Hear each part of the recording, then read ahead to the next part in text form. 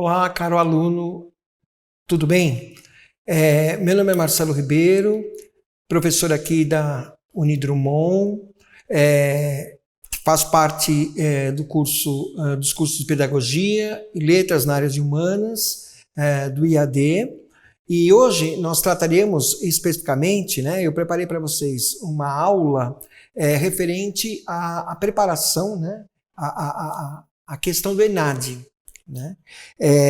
O ENAD, que é o Exame Nacional de Desempenho dos Estudantes, que avalia o rendimento, o seu rendimento do curso de graduação, daqueles que são ingressantes e concluintes em relação propriamente aos conteúdos programáticos dos cursos em que vocês estão inseridos.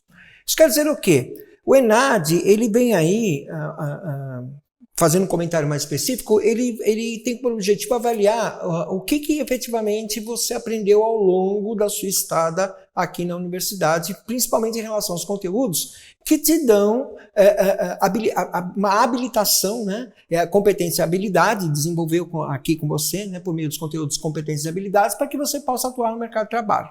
Então, assim, a prova especificamente, ela é dividida em duas partes. Uma, que é a questão da formação geral, e a outra, formação específica.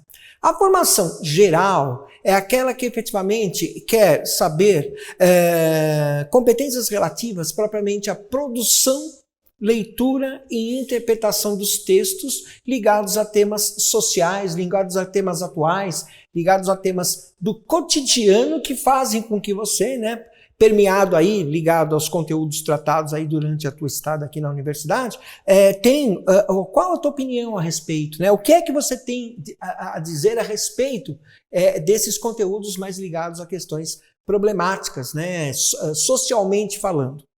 A parte específica é aquela cujas questões estão mais focadas na sua área de habilitação.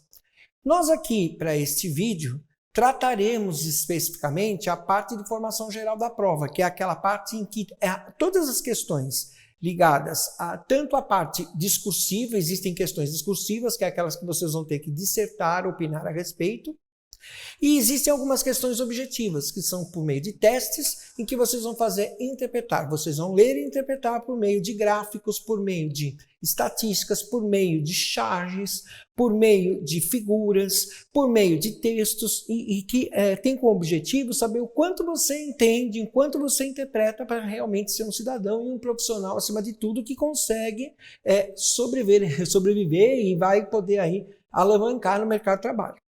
Claro que são habilidades hoje, a questão da leitura, a questão da interpretação, a questão da escrita, são habilidades essenciais para qualquer pessoa que vai atuar, qualquer indivíduo que vai atuar, seja ele em qualquer área que for atuar, ele vai precisar dessas habilidades. Então, assim, nós vamos dividir aqui em duas partes a nossa aula. Uma em relação à parte de formação geral, que eu vou mostrar para vocês algumas questões e que habilidades espera de você dentro dessa prova. Como eu disse, a parte de formação geral é uma parte que todas as áreas farão essa parte de prova. E a específica que efetivamente, ainda na parte de formação geral específica, que por meio de algumas questões objetivas, que são aquelas ligadas a testes propriamente. Então vamos lá. Primeiro slide aqui que eu vou passar é as orientações gerais para que vocês possam responder as questões discursivas, tá? Então, primeira questão, primeira comanda, ler o que se pede. Então, assim, ao ler o que se pede, eu peço para que vocês respondam o que se pede. Então, vejam a questão, vejam a comanda. É para analisar? É para opinar? É para descrever? É para enumerar? É para caracterizar? É para narrar? O que é para fazer? O que eu tenho de ir lá procurar na minha pergunta? O que é que eu tenho de fazer? E aí a minha resposta estará simplesmente calcada na comanda. Não adianta se há efetivamente um pedido para que haja uma descrição e que efetivamente haja aí uma dissertação. Não tem como. tá? Vocês precisam fazer exatamente aquilo que for pedido. Terceiro, atentar para a comanda da questão. Então, é para versar sobre determinado tema? Então, você precisa focar no tema. Tem os textos de apoio que te dão realmente aí um gancho para que você possa, um conteúdo mínimo, para que você possa pensar sobre o tema. Então, não respondam aquilo que fuja, né? Efetivamente do tema. Se está pedindo para que você escreva sobre a violência na cidade, você não pode escrever sobre drogas. Você não pode escrever sobre educação. Ah, mas olhando por esse ângulo, assim, a educação ela diminui a violência. Ok, uma faz parte da outra, mas não é o gancho da questão, não é a temática da questão, não é o foco da questão. O foco é a violência. Então, percebam qual é o tema, né? O que é para responder. Leve em conta imagens, leve em conta os textos de apoio, leve em conta estatísticas, leve em conta fotos, leve em conta o chat, leve em conta todos ali, todos os textos de apoio para efetivamente você responder. Que tipo de linguagem você vai se utilizar? É de uma linguagem extremamente, obviamente, ligada ao português padrão. Né? Você vai se utilizar de uma linguagem culta, porque você está ali no momento sendo avaliado, o teu curso, a sua universidade está sendo avaliado, obviamente, pelo padrão da língua culta. Obviamente, você vai escrever, né, um texto focado num padrão de língua culta, em que você, na verdade, não cometa, né, vícios de linguagem, oralidade, né? Que você efetivamente não tenha repetições, que efetivamente a sua linguagem, aquilo que você vai escrever seja bastante claro, bastante persuasivo, quer dizer, em que efetivamente quem vai ler seu texto entenda aquilo que você realmente está tratando. Então vamos lá às questões. Então, a primeira delas, eu separei uma questão de 2018. A prova da ENAD, ela gosta de trabalhar, gente, com temas sociais variados, mas são temas que, assim, são temas que hoje, na verdade, estão borbulhando aí, né, em nível social. Então, por exemplo, a questão do papel da ciência é uma questão bastante importante hoje, que está borbulhando aí em relação propriamente ao papel da vacina, a importância das vacinas, via aí a pandemia. Depois, o enfrentamento mesmo propriamente social em relação à pandemia, ligado à desigualdade social, que a gente pode emendar na questão do aumento do desemprego, no aumento da fome. Isso são questões bastante pertinentes e que podem ser palco para um tema que quer saber de você o que você pensa a respeito. Uma outra questão que eu queria que vocês lessem a respeito, educação à distância.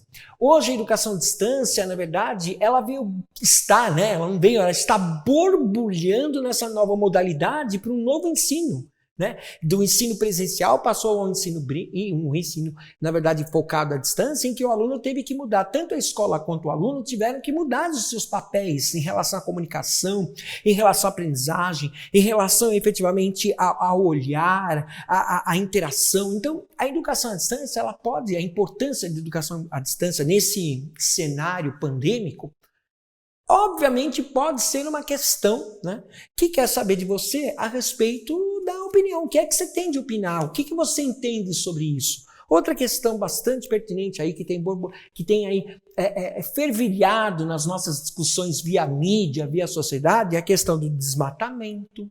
Né? A questão da relação do homem com, hoje nós temos tipos de problema, falta d'água, descarte de lixo, apagão energético, nós temos também a questão do mercado de trabalho, outra questão, no papel, por exemplo, da violência, nós temos aí a questão da violência doméstica, nós temos aí um programa bastante interessante do governo federal a respeito da aprendizagem, né? A respeito da aprendizagem em relação à educação financeira. Né? Projetos ligados à educação financeira que vão ter como objetivo a conscientização, fazer com que os alunos se conscientizem de como é que ele tem que lidar com o dinheiro, o que é juros, o que é uma aplicação, né? Como que é esse mundo, né? Esse mundo que, na verdade, nós como seres, temos que lidar com o dinheiro. Isso as crianças precisam aprender na escola. E que foi, na verdade, implementado em um projeto bastante interessante do governo federal a respeito da educação financeira. Basta você acessar no Google Educação Financeira, projeto governamental Educação Financeira, que você vai encontrar uma série de informações a respeito. Tem uma lida sobre isso que é bastante interessante. Profissão. educação, né? A questão propriamente das mudanças do trabalho. Essa pandemia mudou as relações de trabalho, né? Mudou efetivamente o trabalho e as suas próprias relações instadas ali nesse processo. A questão da maioridade penal, da violência propriamente da pandemia, do papel da tecnologia. Qual foi o papel hoje? Qual é o papel da tecnologia frente aí à questão, né, no mundo pandêmico? Consumismo, alimentação, a obesidade. Como é que hoje as pessoas... Será que houve um aumento de obesidade por conta das pessoas permanecerem mais em casa via mundo aí, cenário pandêmico? Então, assim, percebam que são temas sociais bastante assim interessantes e que na verdade, tem como objetivo saber o que é que você pensa a respeito. Bom, um dos temas aí do que eu estou tratando é a questão da violência. Então, foi uma questão do ENAD, da parte de informação geral, a respeito do assassinato lá da vereadora Marielle, né? Que foi efetivamente uma vereadora bastante votada no Rio de Janeiro, que lutava, né, pelas causas, efetivamente, dos grupos minoritários, né? Ela era defensora dos direitos humanos, grupos ligados à defesa da terra, da população, né? Ela era defensora, né, dos direitos humanos, daquilo que efetivamente ligava à defesa de terra, população tradicional, policial. Ela era defensora. Ela era defensora dos jovens, né, do negros, do sexo masculino, da LGBTs, então grupos minoritários que efetivamente ligadas à questão propriamente que sofrem, né, que sofrem preconceito, que sofrem violência e que na verdade muitas vezes são exterminados, né, pela própria sociedade, exterminados efetivamente pela polícia, então sofrem violência. Então, na verdade, a Marielle, ela foi assim uma pessoa bastante importante que lutou, né, pela causa desses grupos minoritários, né? Ela tinha focado, né, ela tinha como objetivo a vida dela foi construída contra as estatísticas que faziam levar à morte, né, em relação à prisão, à pobreza, dos mais prováveis para mulheres e jovens pretos e pardos desse país. Muito bem. Então, assim, vocês percebam que é interessante, né? A questão, assim, é uma questão ligada a um tema social, em que vem com alguns textos tirados da internet, retirados de jornais, retirados de revistas, e que, assim, estavam... tem o objetivo, na verdade, de fazer essa discussão, construir com vocês, por meio desses textos, são chamados de textos de apoio, uma discussão para saber o que é que você pensa a respeito. Então, tinha o texto 1, né? O texto 2, o texto 3, olha o texto 3 aí, né? Que, na verdade, então, a Marielle, né? Ela tinha mais de 3 milhões de acessos em Twitter, né? E que as manifestações, né, expressavam principalmente reações de apoio, né? Relagar Marielle presente depois da sua morte, né? Justiça para Marielle, somos todos Marielle, Marielle vive. Mas por quê? Porque, na verdade, depois da morte dela, uma questão bastante trágica, né? Além da morte trágica dela, uma outra questão também ficou bastante presente, que foram as fake news. As fake news que associavam, né, a Marielle, a vereadora Marielle, a atos ilícitos, né? E que, na verdade, isso era uma grande fake news, era o contrário, ela lutava pela causa dos mais pobres, dos mais fragilizados.